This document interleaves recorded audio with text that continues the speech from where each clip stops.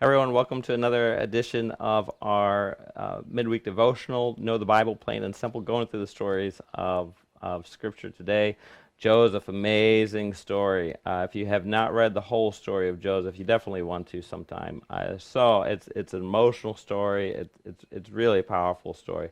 If you can read the whole thing, Genesis 37 through 50, at least read 44 and 45, the heart of it. When we talk about the story of Joseph, yeah, we're talking about more dysfunctional family stuff. That's what we all are. So let's not label one or the other. That's what God's people are like that, and that's certainly what we get today. Um, so if we start kind of at the beginning, we remember Jacob. His name was changed to Israel. Israel had 12 sons. One of those sons was Joseph, and Joseph was in many ways a favorite of his dad. Joseph had a dream that his family would all be bowing down to him, and he shared that dream with them. That did not make his brothers very happy. On top of that, Dad bought him a really fancy coat, which gets thrown in Scripture with all these different colors. So he really started. Anytime Joseph was around, the other brothers were reminded, "This is Daddy's boy," and their hate for him just grew and grew until finally they get to the point where they're about ready to kill him. I mean, they really are about ready to kill him. And one of the brothers says, "Well, let's sell him into slavery." And so they take this boy as he's kicking and screaming and crying, and they sell him off into slavery. And those people who bought him end up getting him to Egypt. In Egypt, he becomes a slave of someone else. And while working for a man in Egypt, gets falsely accused of a crime that's worth reading about, and ends up in jail. And he's in jail for quite a while. And while he's in jail, he comes across two guys who both have dreams. And Joseph finds that he can interpret the dreams. He knows what these dreams are about, and shares those interpretations. One to the guy's benefit, one to his harm. But the dreams come true. And eventually, what happens is a third big dream happens. Pharaoh himself has a dream, leader of Egypt, and part of his dream is that he jumped. 7 cows were really fat and 7 cows were really skinny, like dying. And no one can interpret this dream to him, and no one knows exactly what it means. And then one of the guys who was in jail who had his dream interpreted by Joseph remembers, wait a second, there's a guy in jail who told me about my dream and it came true. So they summon Joseph. Joseph goes to Pharaoh and he says, well, I can't interpret dreams, but God can. Well, what's the dream? He shares with them and he says, oh, well, this is what God is telling you. God's telling you that Egypt is going to have 7 years of abundance, great tons and tons of food. Everything's going to work out well. And then 7 years of complete drought, and it's going to be terrible. And Joseph goes as far as I say, so I would suggest that we prepare. We take from the abundance and store it and save it to use it in the time of drought. And Pharaoh is so impressed with Joseph and his ability to interpret and to plan. He says he makes Joseph second in command. Joseph becomes second to only Pharaoh in all of Egypt. He's in charge of everything. And he does all the preparations for all of Egypt, and it works out really well. He gets all the food together, and they're ready for those 7 years of drought, and it works out fine for the Egyptians. But when that famine comes, it hits more than just in Egypt. It's the whole region, including the rest of Joseph's family. And so now the family is out of food. They hear there's food in Egypt.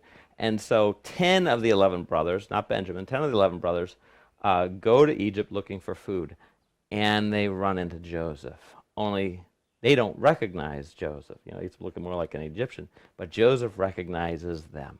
And then begins this huge chain of events where Joseph, it's almost as though he's nice, but he kind of plays with them. He kind of goes through this game. He asks some questions and finds out more and makes them reveal about their other brother, Benjamin, who's the full brother to Joseph, and their dad and all this kind of stuff. And finally, sends them off and says, if you do come back again, because he accuses them, I think you're spies, but if you do come back again, you better bring your brother, or else I'm gonna really think that you guys are spies.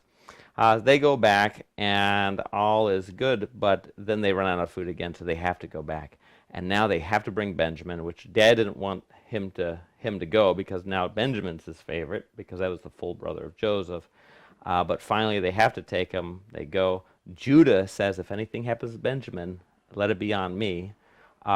They go back to Joseph. Joseph now sees all of them, and some interesting stuff. Makes it look like Benjamin is a thief, to see what they will do. And instead of bringing harm to Benjamin, Judah says, you know what? Whether he took the stuff or not, let it be on me, which is really interesting. At which point, finally, then Joseph reveals himself. They freak out, and Joseph forgives, and he says, God has done this in order to save us, and so he doesn't hold it against them, and he forgives them. So worth reading, though. So emotional, just really, really powerful stuff. In terms of interesting things about the story, one, this is such a powerful story. A Broadway musical has been made on this, Joseph and the Amazing Technicolor Dreamcoat. If you've ever heard of it, it's worth watching. It's a lot of fun.